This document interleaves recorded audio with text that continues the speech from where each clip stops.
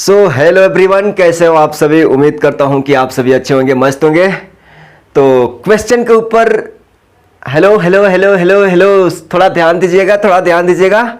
देखिए यहाँ पे बोर्ड के ऊपर एक क्वेश्चन दिख रहा है, एक नहीं ऐसे हम सेम टाइप के क्वेश्चन इस कंसेप्ट के ऊपर जो भी क्वेश्चन चाहो आप बना करके गर्दा उड़ा दोगे।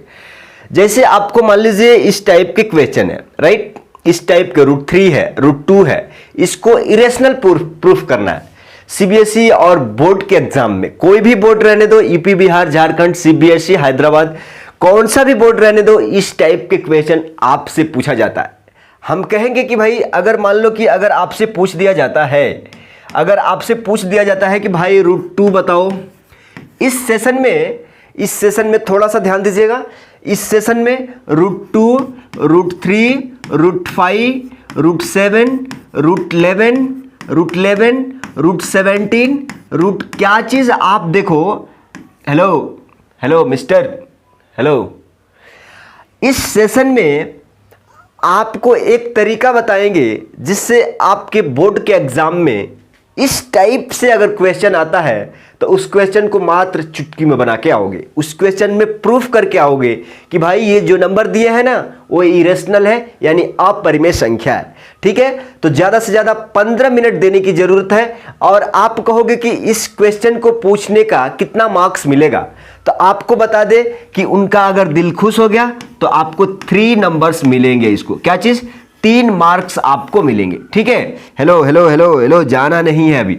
आपको कितना मिलेंगे, 3 मार्क्स इसके लिए रखना होगा। जस्ट 3 मार्क्स से 3 मिनट से भी कम नहीं, आप समझो कि 1 मिनट के अंदर फटफट करके चले जाओ।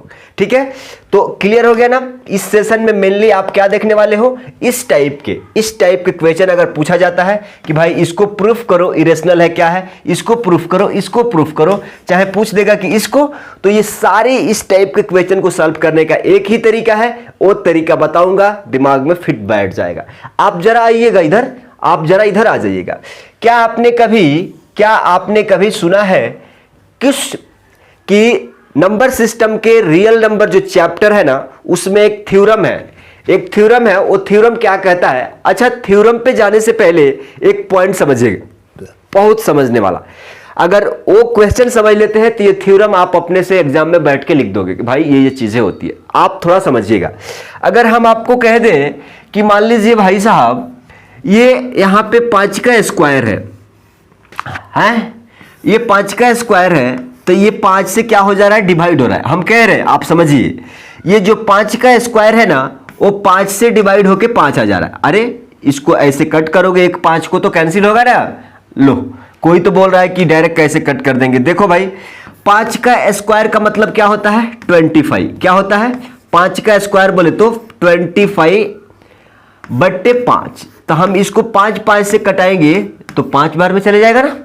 हम कहते हैं कि यहां पे 5 का स्क्वायर है, हम कह देते हैं कि नहीं 5 का स्क्वायर नहीं, खाली 5 का पावर 1 लिखे ना लिखे कोई फर्क पड़ता है। इसको 5 से डिवाइड करेंगे फिर भी ये कटेगा कि नहीं, कट जाएगा। तो यहां से एक कंक्लूजन, एक बेहतरीन चीट शीट निकल के आता है कि भाई साहब किसी भी नंबर का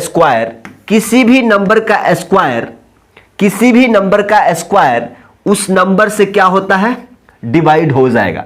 उस नंबर का स्क्वायर तो डिवाइड होगा, वह नंबर उसी नंबर से क्या हो जाएगा, डिवाइड हो जाएगा।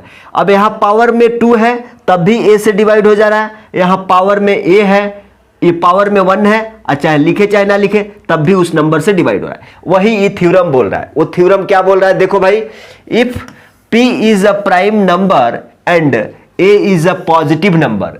आप कहोगे कि पॉजिटिव निगेटिव ये क्या होता है। भाई पॉजिटिव माने 1 2 3 4 5 6, निगेटिव माने माइनस का 1 रुपया कर्जा, माइनस का 2000 रुपया कर्जा, ये निगेटिव है।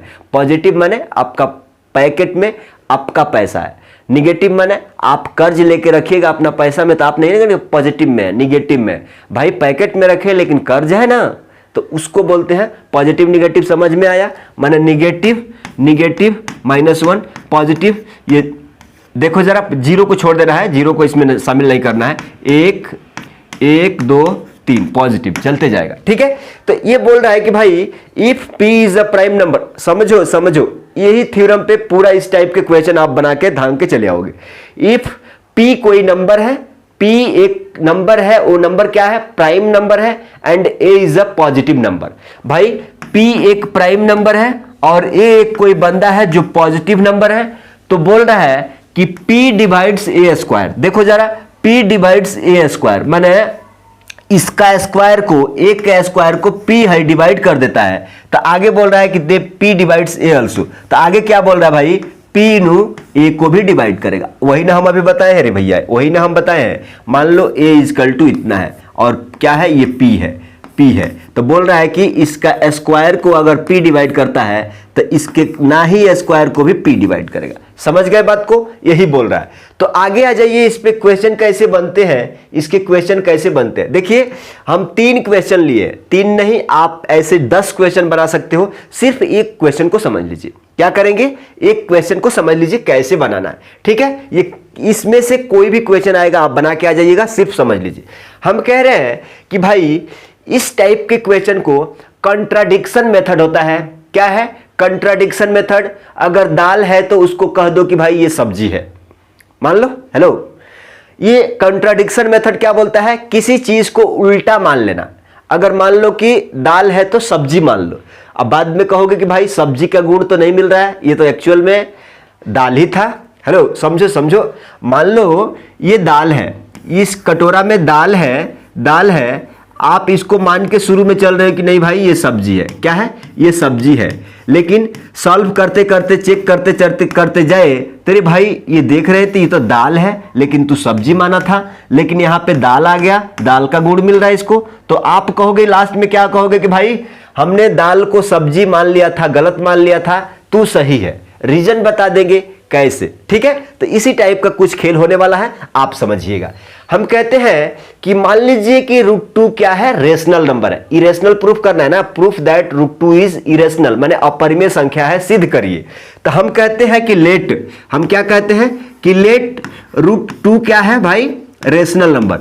समझिएगा, आपका बहुत सारा कंसेप्ट क्लियर हो जाएगा। आप कहिएगा कि भाई √2 एक रेशनल नंबर है, √2 एक क्या चीज है, रेशनल नंबर है, मान लिए, ठीक है। हम कहते हैं कि रेशनल नंबर किसको कहते हैं, आप कहोगे कि जिसको p/q के फॉर्मेट में लिख सकते हैं। अरे भाई रेशनल नंबर नाम रखते ही आपका दिमाग में क्या आना चाहिए, तो इस नंबर को √2 को p/q के फॉर्म में लिख देंगे। रेशनल कहने का मतलब कि p/q के फॉर्म में वो नंबर लिखना है। p और q का एक ही कॉमन फैक्टर होना चाहिए, यानी कि p और q का एक HCF होना चाहिए। समझ गए, घबरा नहीं रहा है ना। p और q यहां पे लिख देते हैं, p एंड q क्या होना चाहिए, को प्राइम होना चाहिए।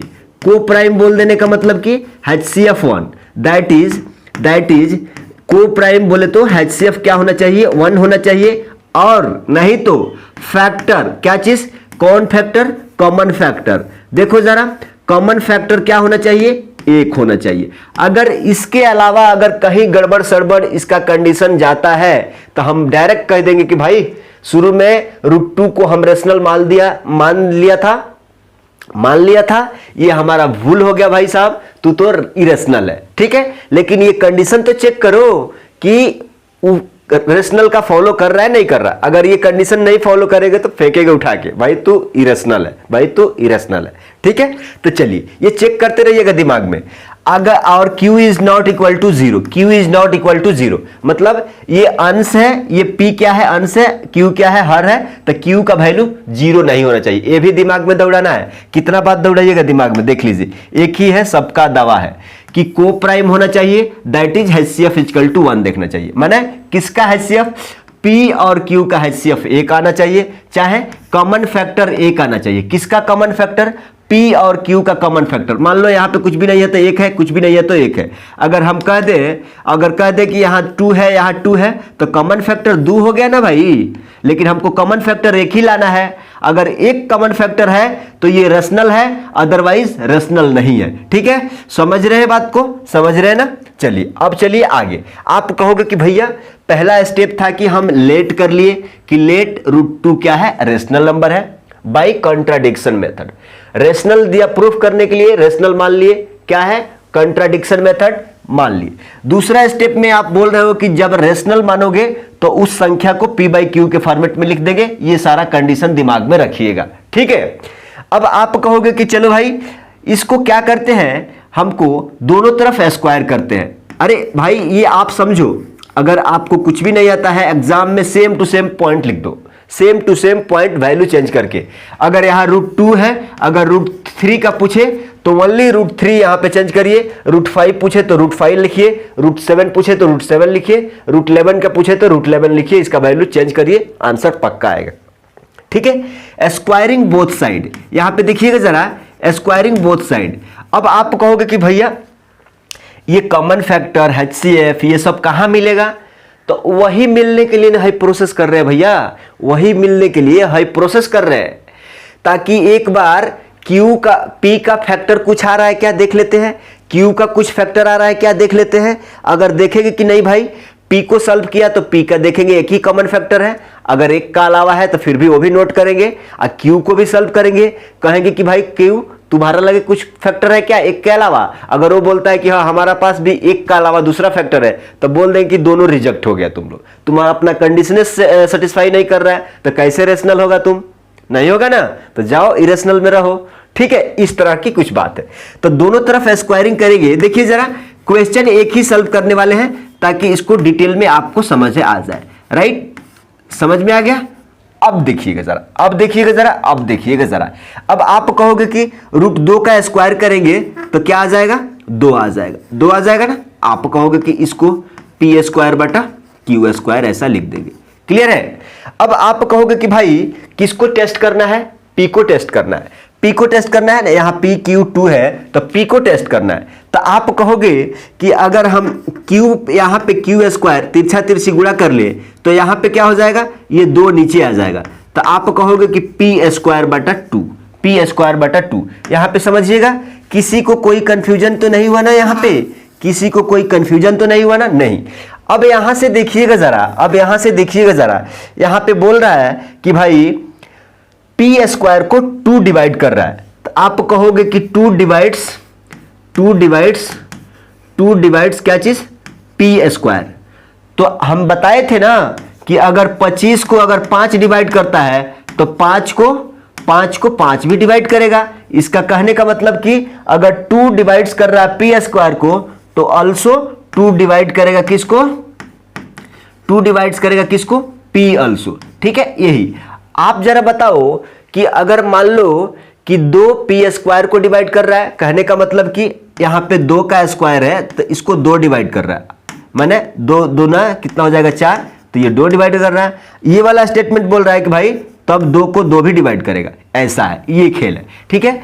अब इस स्टेटमेंट पे ध्यान देना, इस स्टेटमेंट पे ध्यान देना कि 2 डिवाइड्स p² तो ऑल्सो 2 डिवाइड्स p ऑल्सो, ठीक है।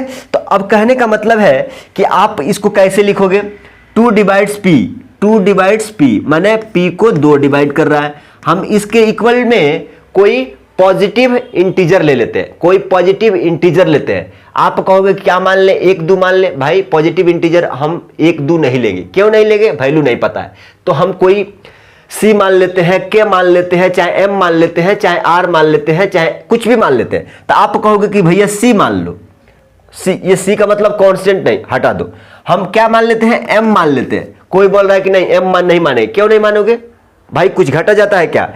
यहाँ पे c मान लो, चाहे n मान लो, चाहे m मान लो, चाहे r मान लो, चाहे k मान लो, कोई दिक्कत नहीं है। आपको समझ में आना चाहिए कि भाई ये क्या है, इंटीजर है। कौन सा इंटीजर है, पॉजिटिव इंटीजर है। तो हम मान लेते हैं कि भाई c क्या है, एक पॉजिटिव इंटीजर है, c क्या है, पॉजिटिव इंटीजर है। तो इसको जब आगे बढ़ाओगे तो क्या कहोगे, आप कहोगे कि भाई p इक्वल टू क्या हो गया, 2c, p इक्वल टू क्या हो गया, 2c। देखो ध्यान से समझते चलो, p इक्वल टू क्या हो गया, 2c। तो अगर दोनों तरफ स्क्वायर करोगे तो क्या हो जाएगा, यहां पे p² बराबर 2 और दोनों का स्क्वायर। आप कहोगे कि भाई p² का वैल्यू किधर भी मिल जाएगा, क्या p² का वैल्यू देखो जरा, p² का वैल्यू यहां से देखो जरा, अगर यहां से p² का वैल्यू निकालोगे तो क्या मिल जाएगा, आप कहोगे कि यहां से p² का वैल्यू क्या हो जाएगा, 2q²। क्या चीज, 2q²।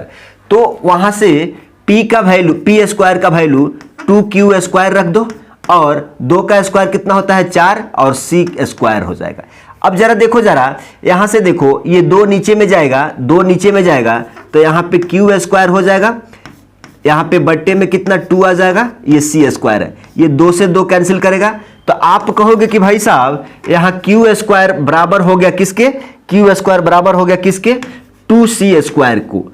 अब यहां से अगर हम कह दें कि q स्क्वायर बाई 2, उसको नीचे लेके आएंगे, तो आप कहोगे कि c स्क्वायर। अब देखो, अब एक और कंडीशन आ गया, यहां तो p को जांच कर दिया था, यहां p को जांच कर दिया, अब यहां q का भी जांच हो गया। 2 डिवाइड्स p स्क्वायर माने 2 डिवाइड्स p माने यहां p का एक कॉमन क्या है, 2 है, कॉमन क्या है 2 है, लेकिन हमको शुरू में बोला गया है ना कि कॉमन एक ही होना चाहिए, तो यहां 2 आया, तो p तो फैल आ रहा है, लेकिन अब q को चेक कर लो। q बोल रहा है कि भाई हमारों में 2 कॉमन है, q बोल रहा है यहां पर जब स्टेटमेंट लिखोगे कि 2 डिवाइड्स, क्या लिखोगे, 2 divides q square, 2 divides q square, इसलिए 2 डिवाइड्स क्या चीज, 2 divides q also, 2 divides q also. तो आप कहोगे कि भाई साहब p में भी 2 कॉमन है, q में भी 2 कॉमन है, क्या चीज, p में भी। अच्छा थोड़ा सा यहां आ जाइएगा, जरा यहां आ जाइएगा, हम कह देते हैं कि डायरेक्ट आप यहां पे आ जाइए, यहां पे आ जाइए, ठीक है, यहां पे आ जाइए। यहां पे आप कहिएगा कि भाई क्वेश्चन को सॉल्व करके आए, तो यहां तो देख रहे हैं कि भाई साहब 2 कॉमन p में भी है, 2 कॉमन q में भी है, लेकिन हम तो देखे थे कि नहीं, p एंड q में कॉमन फैक्टर एक ही होना चाहिए, कॉमन फैक्टर एक ही होना चाहिए, लेकिन यहां 2 हो गया। तो अब क्या कहोगे कि भाई साहब हेलो, अब यहां तक लिखने के बाद आप यहां आ जाइए, आप आंसर का स्टेटमेंट के लिए, एक्सप्लेनेशन के लिए, सीबीएसई वाली चाहे बोर्ड एग्जाम के एक्सप्लेनेशन के लिए आप ये वाला पॉइंट उठा के लिख दीजिएगा। क्या लिखिएगा, therefore both A and B have at least 2 as common factor. देखो जरा, ए एंड बी बोले तो p एंड q, यहां पे ए एंड बी लिखा है, आप p एंड q लिख लो, हम p एंड q लेके गए हैं। Therefore, both p and q have at least 2 as common factor, but this contradicts the fact that p and q have no common factor other than 1, माने HCF1। भैया यहां तो देख रहे हैं कि p और q का कॉमन फैक्टर 2 आ गया, लेकिन शुरू में जब हमने रेशनल माना था तो बोला था कि p और q का एक का अलावा दूसरा कोई फैक्टर नहीं आना चाहिए, यहां तो 2 आ गया।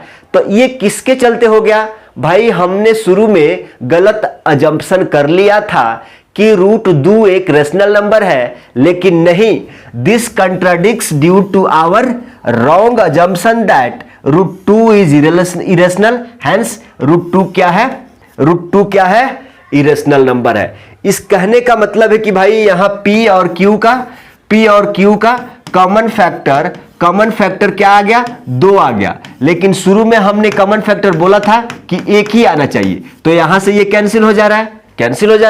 तो ये कैंसिल क्यों हो रहा है, ये कॉमन फैक्टर 2 आ गया, क्यों आ गया, हम शुरू में क्या मान लिया था कि भाई √2 क्या है, रेशनल मान लो, लेकिन नहीं, ये कंडीशन फॉलो नहीं कर रहा है, ये हमारा मान्यता गलत है, ये हमारा मानना गलत है, हमारा कंट्रडिक्शन क्या है, विरोधाभास है, मतलब √2 क्या है, इरेशनल नंबर है। अब आप कहोगे कि इतना ही चाहिए या 3 नंबर मिल जाएगा, हाँ इतना ही चाहिए और 3 नंबर क्या होगा, मिल जाएगा। ये स्टेटमेंट रखिए। अगर आपसे कोई पूछ दे कि भाई √3 का बता दो, तो आपको खाली क्या चेंज करना है, खाली आपको क्या चेंज करना है, यहां पे √3 लगा देना है। √5 का पूछ दे तो सेम प्रोसेस करते आना है, सेम जहां √2 है वहां √5, √3, √7, √11, √19, √29, माने √37, जहां √2 है ना वहां क्या रखिए, जिसका भी प्रूफ करने के लिए बोलेगा ऐसा उसको रख दीजिए, आंसर आते जाएगा। तो आपका काम है इसको बताना है, तो आपका काम है √3 को प्रूफ करना है, √3 को प्रूफ करना है ये इरेशनल है कि नहीं। आपको जहां √2 है ना उसका प्लेस पे √3 लगा दीजिए, अब दूसरा क्वेश्चन है कि ये वाला बता देना है, ये वाला कि रूट 5 एक क्या है, इरेशनल है। तो जहां जहां रूट 2 है ना, जहां जहां रूट 2 है उसका प्लेस पे रूट 5 लगा दीजिए। क्लियर है? और आंसर कमेंट में करिए। अगला क्वेश्चन में प्रूफ करने से रिलेटेड क्वेश्चन नेक्स्ट वीडियो 10 से 15 मिनट की आएगी, बहुत ही धमाकेदार रहेगी। और लास्ट में जाते जाते कहेंगे कि हम लोग क्लास 10th के लिए यहां डेडिकेटेड मैथ का लेक्चर अपलोड कर रहे हैं, तो वीडियो को, ये चैनल को सब्सक्राइब करके बेल घंटी ऑन कर लीजिए ताकि आपको ऐसे ही मजेदार वीडियो मिलते रहे। चलते मिले अगले वीडियो में, तब तक के लिए थैंक यू, बाय।